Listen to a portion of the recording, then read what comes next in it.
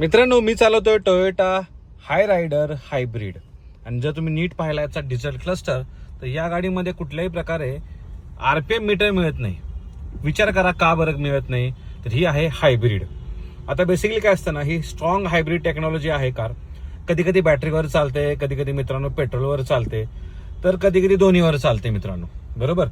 त्यामुळे RPM स्थिर नसतो आणि तो सुरूच नसेल किंवा अचानक सुरू झाला तर मग आपल्याला काय गरज पडणार आहे RPM मीटरची, बरोबर. इलेक्ट्रिक मोडमुळे कधी कधी गोंधळ होऊ शकतो. ठीक आहे, काही वेळा गाड्याने इलेक्ट्रिक मोडमध्ये असते पण RPM मीटर शून्यावर दिसतो, त्यामुळे युजर्सला गोंधळ वाटू शकतो की इंजिन बंद आहे. त्याच्यामुळे सुद्धा RPM मीटर नाहीये. ड्रायव्हिंग अनुभव मित्रांनो सोपा होण्यासाठी टोयोटाने RPM मीटर ऐवजी पॉवर, चार्ज आणि इको मोड तुम्ही बघताय असे दिलेले आहे त्याच्यामध्ये.